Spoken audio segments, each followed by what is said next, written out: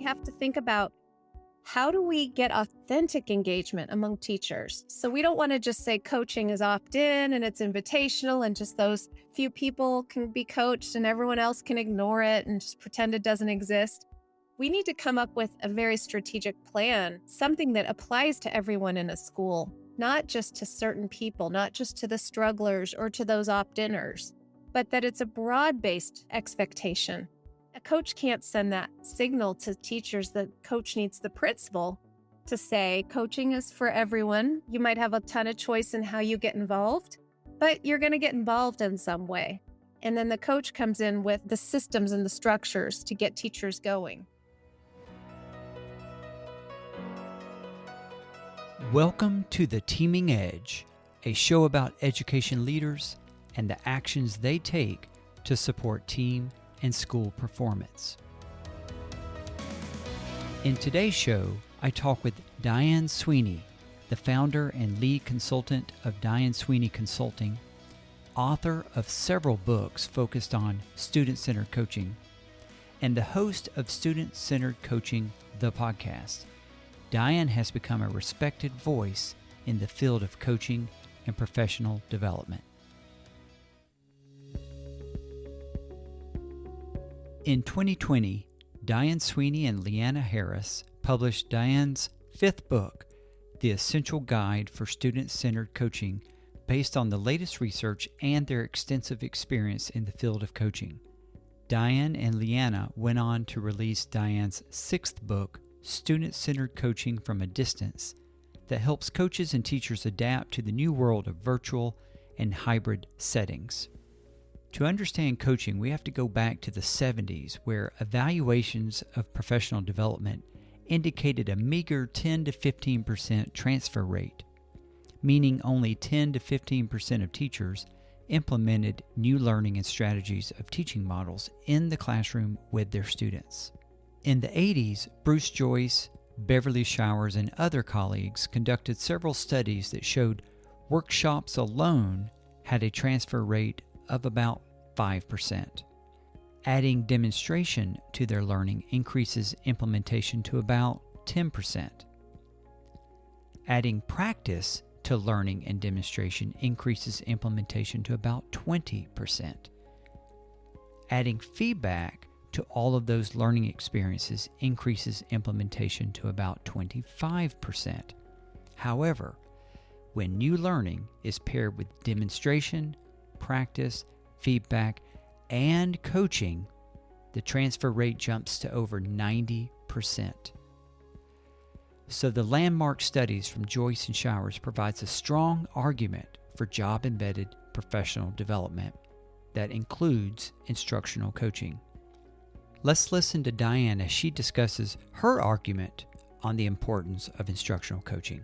Well, I think my argument goes back to when I was a teacher in Denver, and I was a 4th and 5th grade combination teacher who taught in a 100% free and reduced lunch school, and I thought I was ready to go from my amazing pre-service work I had done at the University of California, and I thought, I know how to be a teacher. And guess what? I didn't. And I happened to have, this was before they were even called coaches, but I had a coach-like person coming in and supporting me. And I realized very quickly that I couldn't do that job alone. And so my experience as a teacher paralleled the Joyce and Showers research, and also research around building self-efficacy, so much around my need to feel like I wasn't completely devastating the lives of my students. So I needed confidence building. It's not obviously only limited to new teachers. I just happened to get lucky enough to be exposed to coaching as a new teacher.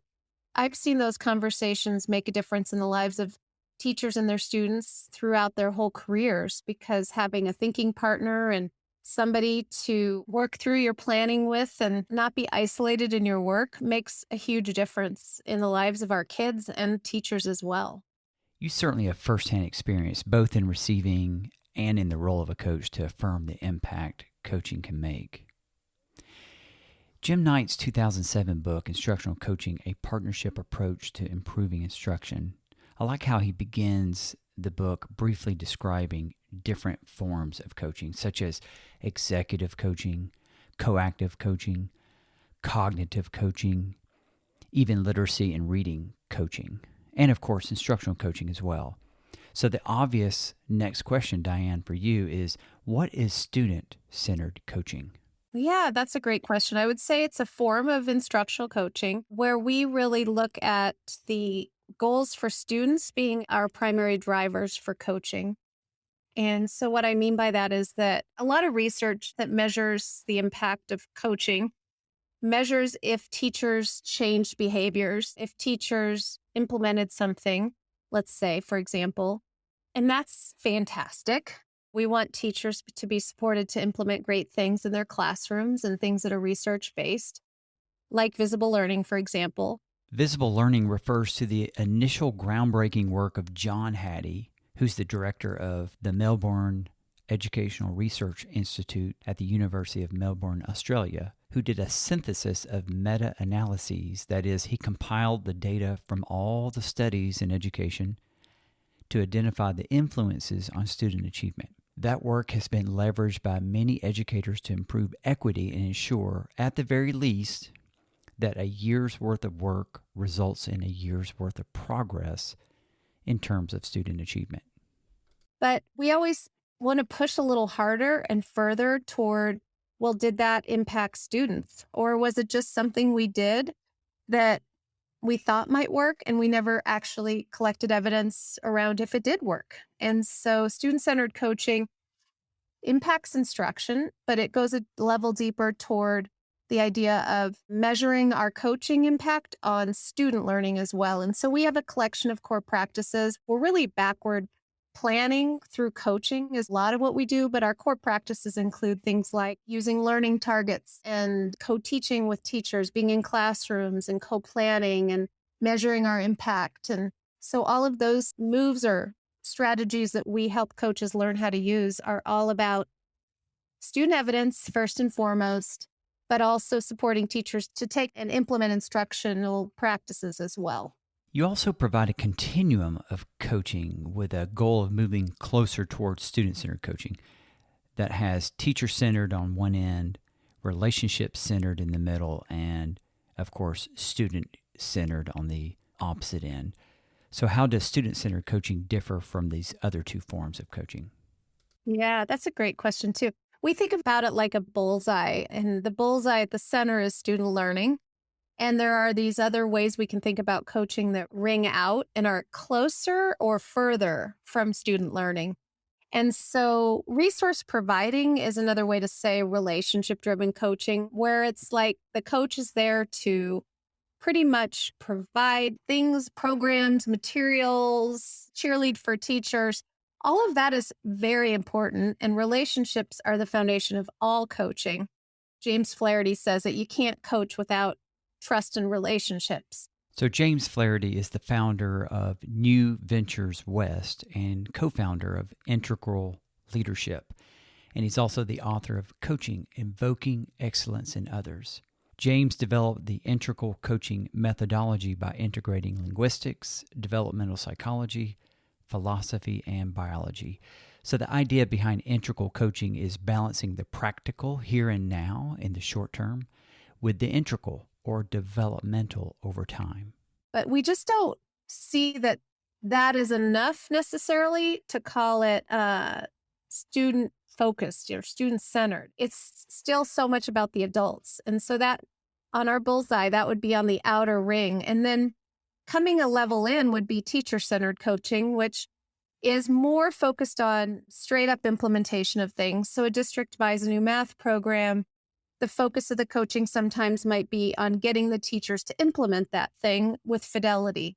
That would be more focus on teachers. It's okay to do that, but the challenge becomes when coaching is only teacher-centered and it's only about getting people to implement things. What you get is teachers who suddenly start to feel like coaching is a little bit more of a tool for accountability and that the coach is there to hold them to that whatever the expectation is for fidelity. And so you end up sometimes with a negative view around coaching by teachers if it's only about making teachers implement things properly. And so the closer ring into student learning then really we believe is student-centered coaching because it was designed to be about student learning. So we're helping teachers implement, but it's much more through the lens of let's make sure your kids are learning and growing as you would hope they would be. So those are three approaches. They're not models or anything like that, but the student-centered coaching at the center, the bullseye, and then teacher-centered, maybe a little further out, and then relationship-driven coaching, which is outside of,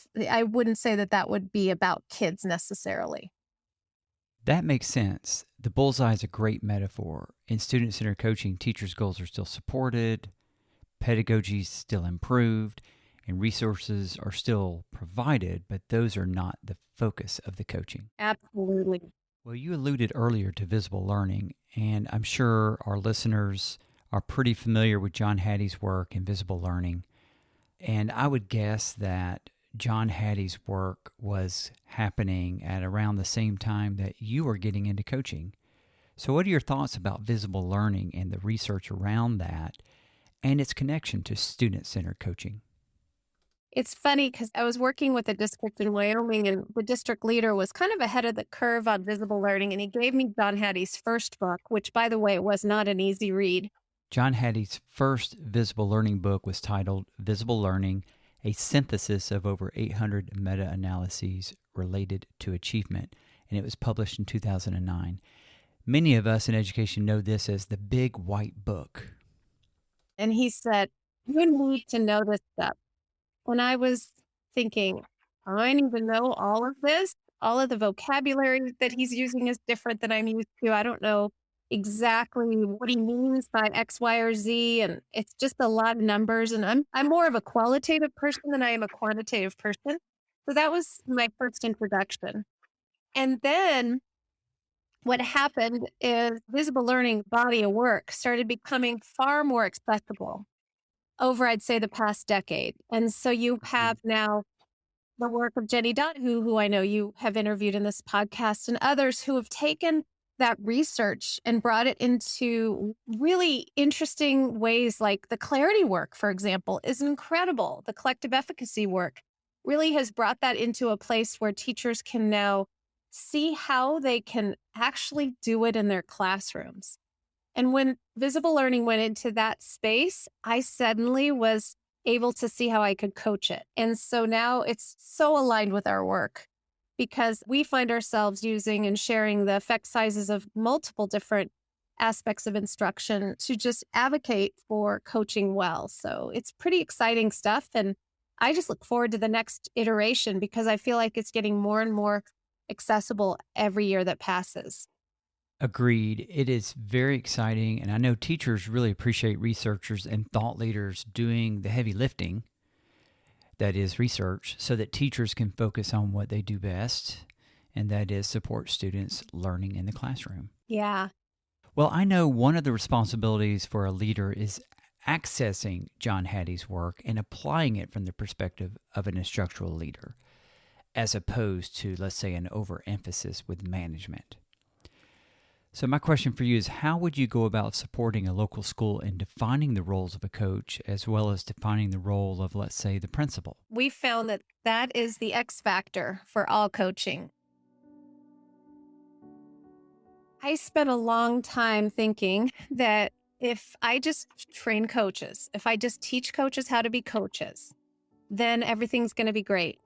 And what sadly became apparent over the years was some really great coaches were struggling in their schools. For a while, I was a coach in 4 different schools when I was in Denver, and I struggled in some schools and I was very successful in others. And so here you have this investment of coaches, and then you have a situation where they might not be able to get going as coaches or do any intentional work as coaches. And so that is 99% of the time based on that principal-coach partnership.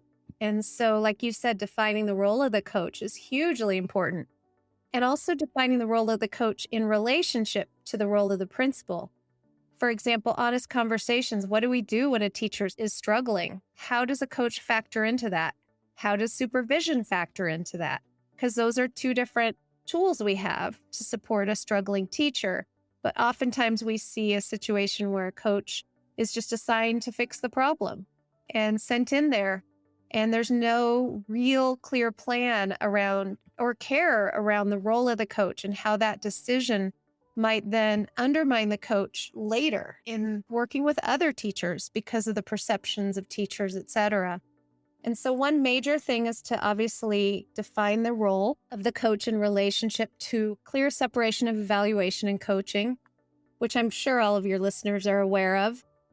I can say that, but we've got to live that. When we say that a coach is not an evaluator, but then a coach is walking around checking on implementation, that coach is an evaluator in the eyes of the teachers and the perceptions of the teachers.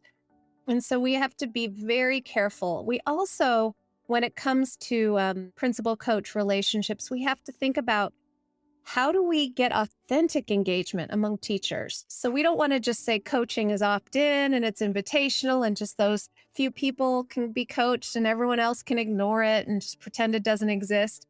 We need to come up with a very strategic plan. Joellen Killian says, coaching is something that applies to everyone in a school, not just to certain people, not just to the strugglers or to those opt-inners, but that it's a broad-based expectation. A coach can't send that signal to teachers. The coach needs the principal to say, coaching is for everyone. You might have a ton of choice in how you get involved, but you're going to get involved in some way. And then the coach comes in with the systems and the structures to get teachers going. So there's a lot of expectation setting. There's a lot of norm setting through partnership agreements and just creating the conditions where coaching isn't seen as being about fixing the struggling teachers, or the opposite, just working with a couple people who are willing to work with a coach. Yeah, I love that you differentiate between the opt-in versus the all-in approach. And really cultivating a coaching culture is the all-in approach. Yes, so much. Well, it sounds like with the all-in approach, you're talking about equity as well, making sure all teachers have access to this coaching opportunity. So tell me a little bit about your thoughts on equity and coaching. Yes. So our new book, Student-Centered Coaching from a Distance, we hit a lot on equity in that book. My editor's been saying, you need to write a book about equity. And I thought, no. There's others who really have that voice that carry that load for us that are so wise and experienced. But then COVID hit and we saw equity in all of its, harshness of some kids are succeeding and others aren't. Some teachers are okay and others aren't in terms of where they are emotionally. And so we've been walking into this equity conversation lately more explicitly, where I think, and I'm going to say that student-centered coaching has always been about equity. And you brought up equity among teachers in terms of engaging in coaching, but we also push hard on equity among students. So we have an expectation that if you're coached using this model, then all your kids are either going to reach the goal, which would be standards-based, a goal that's an academically focused goal. So all your kids are going to get there. And those, if there are some who don't, we're going to have a plan to support them.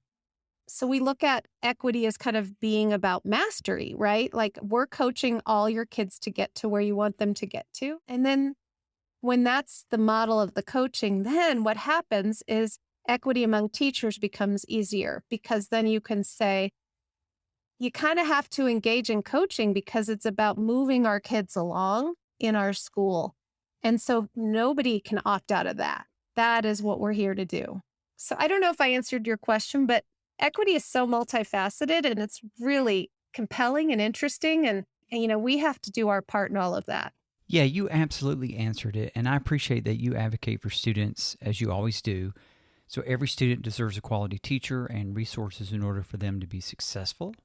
And every teacher deserves a quality coach and resources to help them be successful as well. So you mentioned earlier Joellen Killian. And for our listeners that don't know, she's a senior advisor to the Learning Forward organization, and she contributes to several initiatives related to examining the link between professional development and student learning. She's also written several books, including The Feedback Process, Taking the Lead, Assessing Impact, and Coaching Matters. I'm sure you're familiar with the book Coaching Matters. I wrote the foreword for the new edition, actually. So I got to read it before everyone else, which was fun. Oh, you did? Nice. That is fantastic. We've talked about partnership agreements and identifying clear roles, which should also include how you're going to communicate and what you're going to communicate. And I know that is a line that's sometimes blurred. It shouldn't be blurred, but it's blurred for some principals and coaches on what exactly do I share.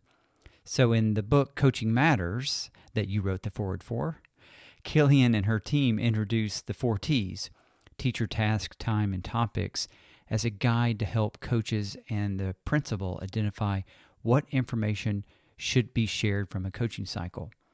What are your thoughts about how coaches communicate teacher progress with their principal? That's a question that comes up very, very often. And it's oftentimes framed as a question about confidentiality, which I think is a bit misplaced. I think it's much more a question of how can we share our work in a way that's asset-based and respectful. So I don't think anybody would say that a coach's work is therapy, sort of a therapist approach where it's completely privileged. That I have a friend who's a superintendent here in Roaring Fork, Colorado, and he was a principal back in the day, and he called me out on that. He said, "You mean to say I'm the principal of the school and I can't know that all of your coaching work is privileged and I can't know what's happening? How could that possibly be?" And he's a great guy. He tells it like it is. And I realized he was absolutely right. It's not about do we share, it's about how do we share. If we're going to be taking an asset-based celebratory approach where we're collaborating around goals for kids, then principals knowing what we're working on can propel that work forward. So principals can say, "Hey, I hear you're working with your coach on summarizing text. That's great. That's something in our data we need to work on as a school. And I think it's great that you're working with your coach on that." If all of that information was private, a principal would never be able to advocate for coaching. And so it would shut down that pathway. We really like to see principals and coaches having a weekly meeting where the coach shares the work they're doing, whether it's coaching cycles or informal work, planning units, whatever it is. So the coach would share that with the principal. The principal would also share with the coach what the principal is seeing out in classrooms. And then there's some planning that happens as a result of those two vantage points being shared. Now, of course, a coach has to share that respectfully. You don't close the door and start just criticizing teachers, but you have to be able to talk about where you are if you want to improve and go forward as a school. So that's kind of our take on what and how to share. Yeah, that's good. It helps to have a partnership agreement with the principal, a partnership agreement with the teacher, so you're creating as much transparency as possible. This just provides clarity on what, when, and how things are communicated. Yes. And Joellen says everything new needs a partnership agreement, and I couldn't agree more. So we have lots of layers of that, like you just said, with teachers, with principal, with, say, there's a district coach. It's whoever is involved needs to be clear on what they're there to do. And these partnership agreements should serve as a living document that you're referring to often. Yes, absolutely. Well, Diane, in your book, Leading Student-Centered Coaching, Building Principal and Coach Partnerships, you referenced Daniel Pink, one of my favorite authors, and his book, Drive, The Surprising Truth About What Motivates Us. You wrote, "We can build autonomy by providing choice around task, time, technique, and team." Can you talk more about that? We are really always advocating for teachers to have a huge amount of choice. So I'm going to use a metaphor of I'm going to eat healthy, right? So there's this big umbrella of eating healthy. Well, that umbrella could be I'm going to be engaged as a teacher in our school. But then I have all kinds of choices in how I do that. And the adult learner needs choice just as much as students. So I might go plant-based. I might try to decrease soda. I might try to make any adaptations underneath that broader umbrella. And so with the 4 T's for us, time, technique, it's like time is when do you want to get involved with the coach? That's up to you. Technique, what things do you want to work on with the coach? That's up to you. So it might be, hey, I want to get my kids in more dialogue and discourse. I might learn how to use online resources better because now we're online. So that would be the teacher's discretion. That was technique. Team is sort of who do you want to work with? What's the proper collaborative pairing for you as a teacher? So I might say, I'm kind of burnt out on working with my PLC, but I would love to just collaborate with the ELL teacher because we're doing a ton of work. I have a lot of ELL students or a special ed teacher or one other grade level or my mentor. So giving people choice on who they work with when they're being coached. And then task is simply, what's your goal for your coaching? What's the thing you're tackling? It's just not a good idea for us to say, this is what it's going to look like, adult learner. You're going to be coached with these people at this time on this thing. That's not a good way to engage adult learners. And if we can give choice, why wouldn't we? Because then we're going to get to listen and have a heck of a lot more fun in our coaching work along the way. Absolutely. And I'm thinking there's always going to be conditions that would restrict what we're able to do at any level in education. But still, there's always room for autonomy and choice within those restrictions. So the restrictions, I would say, are structures, right? Like, might be that we're doing coaching cycles, but within that structure, there's all kinds of flexibility. There you go. Well, in terms of school culture and coaching, you have a leadership move. I love this. Build collective efficacy by letting coaches do their job. Tell me more about that. Yeah. Well, when it comes to building collective efficacy and matching that with a culture for coaching, I'm going to be kind of brutally honest. In the Leading Student Centered Coaching book, chapter 4, the school culture and coaching chapters, was the hardest one to write because I didn't want it to be just, this is all the research on school culture. I wanted to really connect to how to support coaches to do their best work. And so we thought about it through commitments, leadership commitments. What can principals do and what can coaches do to really positively impact a school culture? And so one big thing is to make it safe. You can't build collective efficacy if people feel like they can't be vulnerable. And so both the coach and the principal have a role in creating those conditions for safety and for teachers to feel valued and like they can be vulnerable, to kind of quote Brene Brown. I'm sure the listeners are familiar with Brene Brown. She's a research professor at the University of Houston and holds the Huffington Foundation Endowed Chair.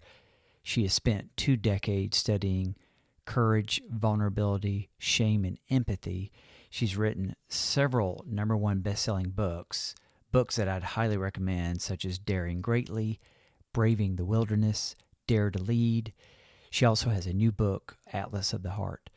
She also has a couple of awesome podcasts, Unlocking Us and Dare to Lead. So her bottom line is, if you read her books, you have to walk through vulnerability to get to courage. Another commitment for building collective efficacy in a culture for coaching is really about the idea of connecting to school improvement processes. So what is the principal doing that's school improvement focused? And then how do we partner some coaching work with that? For example, a principal might say, I expect my vision and mission this year, or our vision, hopefully it would be collaboratively set, is to have students talking and engaging more in class. Okay, well, that's awesome. That's the commitment set by the principal. But then the coach can support that through coaching conversations. And then the third commitment really we think about is just having that mindset of we don't have to have everything perfect at this point. I mean, this year has been more of a lesson in that than any year in any educator's lifespan, probably forever, where we've had to say, we don't know what the heck we're doing, but to collaborate regularly and to sit down together and to try to figure out what is my piece of this conversation. Diane, I love these commitments, creating a safe culture, ensuring the school improvement process supports a culture of coaching, and the growth mindset needed to be a learning organization. Just got off a call with a district in Washington, and they're all trying to figure out how to make the most of asynchronous learning. And so if it's a culture of coaching in the school, then the principal is saying, this matters. We need to figure this out. And then the coaches are saying, and I'm going to work with teachers to make that happen. I think If we can come up with those parallel tracks, which Fullen would refer to as push and pull or pressure and support, then the coach and the principal can work in tandem with each other. So, Michael Fullen is the Global Leadership Director of New Pedagogies for Deep Learning and a worldwide authority on educational reform. In a 2019 book, Coherent School Leadership, Forging Clarity from Complexity, Michael Fullen and Lyle Kirkman suggest a balance of push and pull competencies for instructional leadership to support change. So, for example, a principal may use a push competency of challenging the status quo to begin a change initiative and challenge current teaching practices. However, the principal must also implement the pull competency of building trust through clear communication and expectations.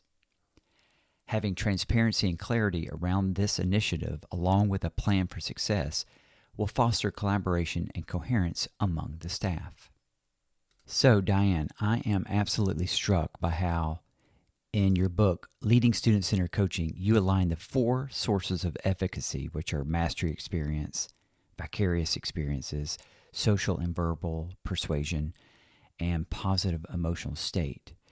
You align these to the student-centered coaching moves. Yeah, and I think probably if I had to choose one area that's most powerful in all of that, it would be the idea of helping teachers feel successful, the idea of mastery experiences. If we use student evidence, which is one of our bedrock practices, then we can say, look, this is working. Your kids are talking about text in the ways you were hoping they would talk about text, or they're solving word problems in the way you wanted them to do. So the mastery experiences for us can't be separated from the use of student evidence, which is so much fun. Yeah, the most influential source of efficacy is mastery experience. So providing student-centered coaching to a teacher can lead to positive impacts on student learning, which in turn increases one's self-efficacy. So what does a student-centered coaching cycle look like?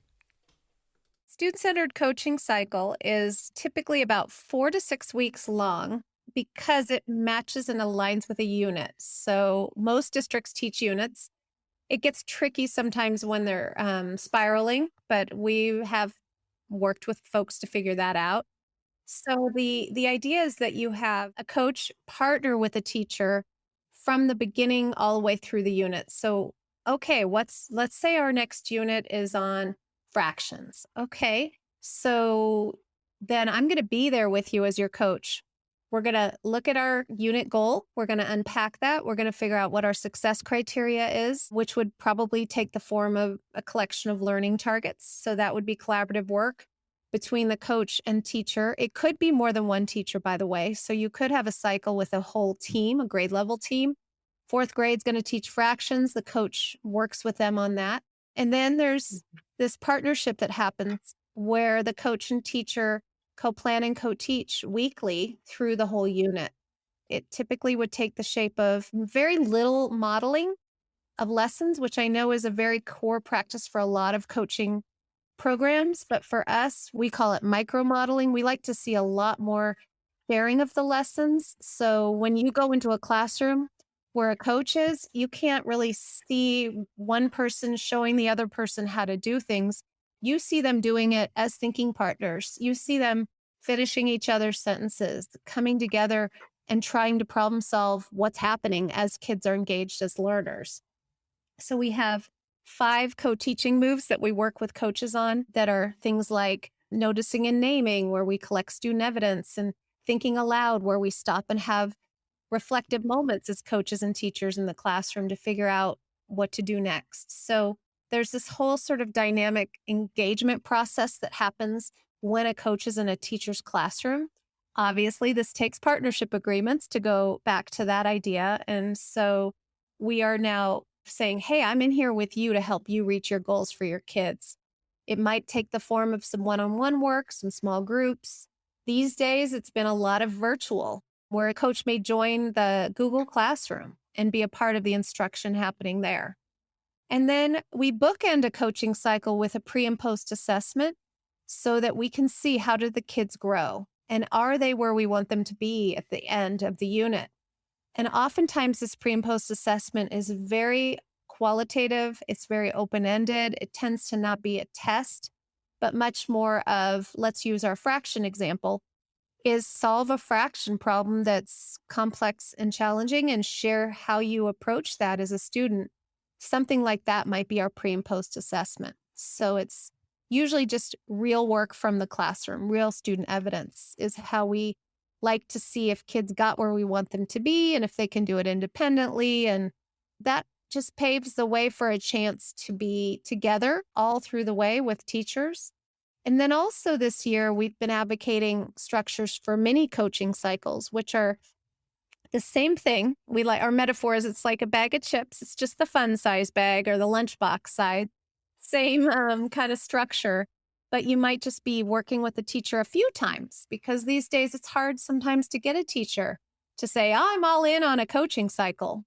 We have a whole chapter on our new book coming out on those because they've proven to be a great structure for coaches when they're just trying to get going with teachers and teachers might not be ready for a full cycle.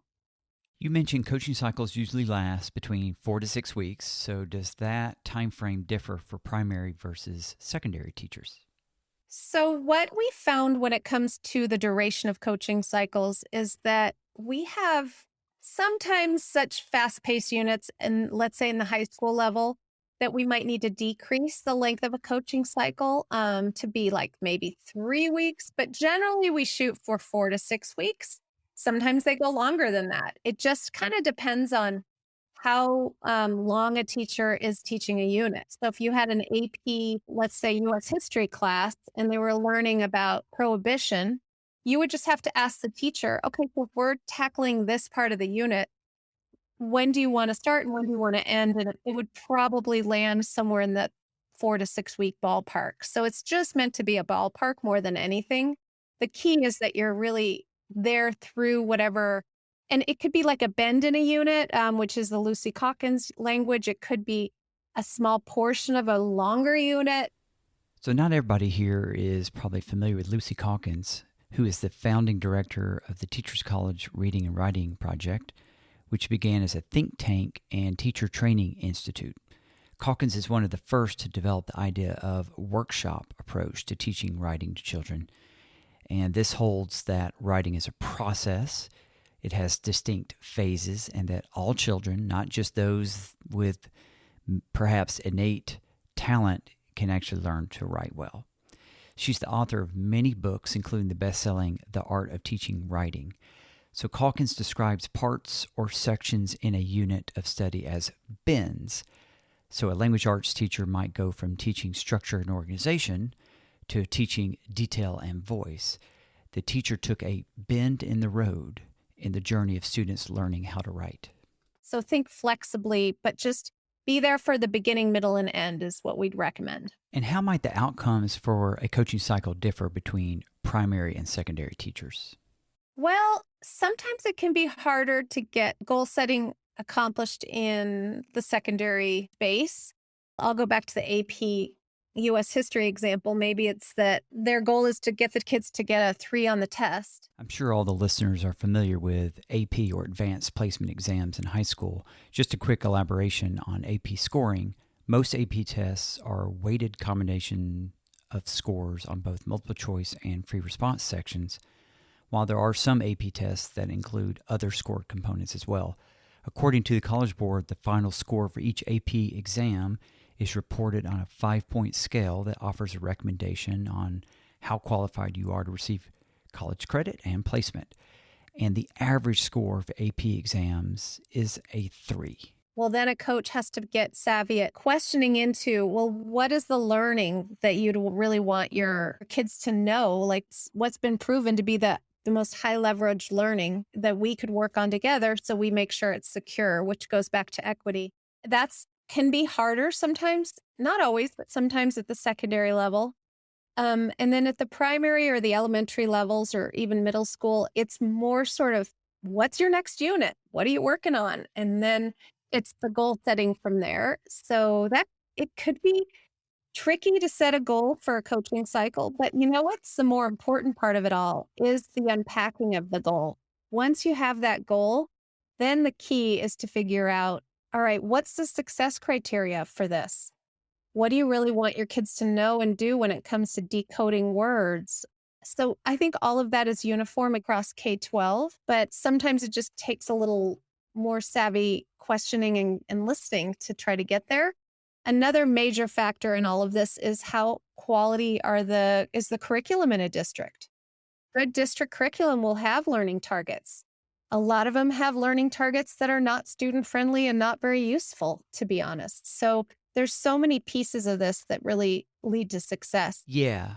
At the secondary level, the content is increasing in complexity and moving quickly. So I imagine it might really be important for a coach to zero in on overarching themes. Yeah, I think I would. And also maybe getting at how to be a learner, right? Less about the content. That there might be some of that, but it might be my kids are writing research papers and they're plagiarizing. We have a video in the moves of a coach and teacher setting a goal around that. So what is it that you want them to understand about writing research? What's the bigger learning here for your students so that they can do that? Then they get at the more important aspects versus just teaching how to do MLA citations, but they get at how to read and integrate sources into my research. So how to be a learner might be part of the secondary piece far more than the actual content. Kids can Google 90% of that, by the way. You are so right. We want students to be critical thinkers and problem solvers and also good citizens. So, Diane, everyone loves a good checklist. And you provide a nice distinction between checklists versus look-fors. So tell us about that distinction and how you see clarity rather than compliance. Yeah. We're working with a large district in the Southeast, and they were using checklists, and they were finding that all they were doing is serving to overwhelm teachers. And so I think when it comes to helping principals sort of lead the effort, let's say, it can be useful to think about it like, if I go into a classroom, what will I see? What do I want to see? And that's where we get the language look-fors.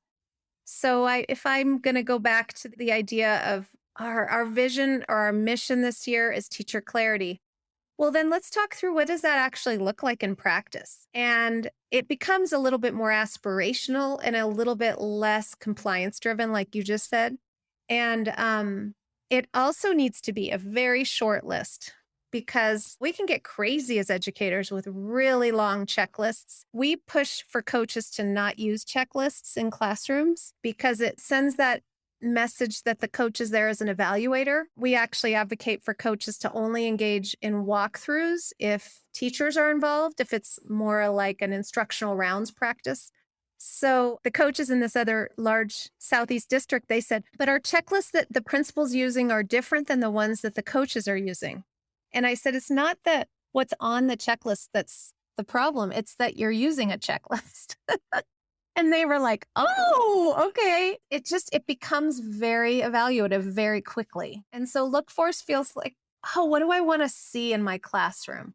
And maybe it's a nuance of language, but I think it's less about the product and much more about how we use them and using them in a way where we name success as we keep growing together and we keep working towards whatever we're trying to accomplish. That's really good. As you mentioned in your book, one way teams can come together is in collaboratively developing look-fors. Well, I was recently reviewing Bloomberg and Pitchford's 2017 book, Leading Impact Teams, Building a Culture of Efficacy, where the authors highlight how impact teams build teacher, student, and overall collective efficacy. And they go on in their book and provide a framework for supporting the development of impact teams through a models team approach, a change model that uses the gradual release method to build capacity through coaching, practice, and feedback. So it made me think, how might you connect individual student-centered coaching with team coaching? Well, here's a fun aside. So Paul Bloomberg was the first teacher I ever coached. Stop it. That is fantastic. He worked in my school with me here in Denver. And we were like, we didn't know what we were doing. And he was fun. So I was like, Paul, let's figure this out together. And he said, okay. So I was coaching how to use Writer's Notebook with his kids way back then. Paul Bloomberg is the founder and CEO of the Core Collaborative Learning Network. He's the co-author on the best-selling book, Leading Impact Teams, Building a Culture of Efficacy, and the book, Peer Power, Unite, Learn, and Prosper. So coaching teams, I like their model. I do think they're very evidence-based as well, very much like we are. One thing that is an effect size from the Hattie research that's compelling is the teacher clarity effect size, because it's almost 2 years growth in 1 year's time. And Kara Vandis and John Almarode's book, Clarity for Learning, is so good. John Almarode and Kara Vandis wrote Clarity for Learning, 5 Essential Practices that Empower Students and Teachers. And it reminds us that we can sit down with teams as coaches and we can say, what's the learning intention? Which, by the way, would be a coaching cycle goal. It would be kind of synonymous. What's the learning intention? And then how are we going to break that down into a success criteria and then teach into that? So that could be work that's done with a coach and a team. But then a coach could say, I'm happy to do the whole unit with you, which would be a coaching cycle. Or we can just keep meeting as a team. Again, back to choice by teachers, or maybe a little mini cycle, or maybe some informal support. But that big picture unit planning conversation, I think, really is ideal if you have more than one person teaching a unit, then they would do that together because you get smarter with more brains in the mix. So that's one thing I would do with a team. You could do a whole cycle with a team and do that whole thing. And you would just pop between classrooms and be in one teacher's room one day and another's another. And then you're that kind of pollinator of ideas across and among the team members because they can't get into each other's classrooms. So yeah, I think working with teams is great. I do think we have to be realistic as coaches about how many people we can work with at once. And I say 3 to 4 is probably max because again, we're saying you need to get in those classrooms for this.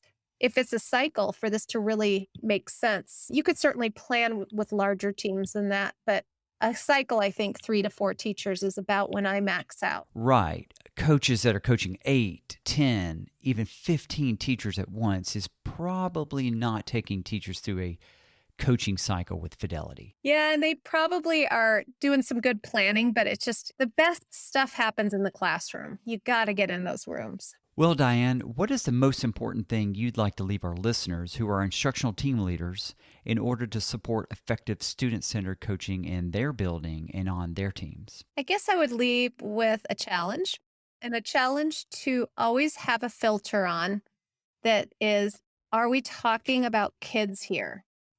Are we thinking about kids here? Are we, again, back to using evidence to back up our conversations about kids? I think if we do that, we're going to be okay, but it's easy to not do that. So that's where I would leave people. That is great. Yes, collegial conversations should help all educators reflect on the impact teaching is having on student learning. So Diane, I know you also have got Student-Centered Coaching, the podcast. What else do you have going on? We've learned how to be online themselves. So we're walking the talk. We have some really cool online courses that include some synchronous and some asynchronous learning. So very much a blended approach, kind of like teachers are using out there in the world. I'm excited about your newest book, Student-Centered Coaching from a Distance, written with Diane Harris. So I'm very excited to see what people think about that. That's a chance for us to think beyond COVID, but we're thinking, how can technology support coaching? How do we anchor our coaching in an LMS? How do we make sure we're being equitable? And so there's a lot happening and I get bored easily. So I'm always pushing the envelope on what are we hearing from coaches? Are there needs? And then how can we support? So that's really, stay tuned. We have a lot always happening from our side of things. So Diane, where else can listeners find you? Well, the easiest way is just DianeSweeney.com. Easy. We have a YouTube channel if you just throw my name in there. But I think our website's probably the easiest way. Well, thank you so much for sharing your experience, your perspective, and your expertise. It's been wonderful talking with you. John, I look forward to reconnecting with you in the future, and it's been fun connecting today. Well, that was my interview with Diane Sweeney. Don't forget to head over to the teamingedge.com website to get access to free tools such as the Collective Efficacy Assessment and the Collaborative Learning Team Assessment, as well as learn more about my services. Go to theteamingedge.com or johnwilliscoaching.com to get your free resources now.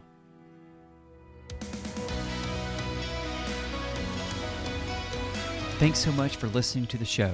Remember, your leadership actions make a difference. What are you committed to this week? I'm John Willis, and you've been listening to The Teaming Edge.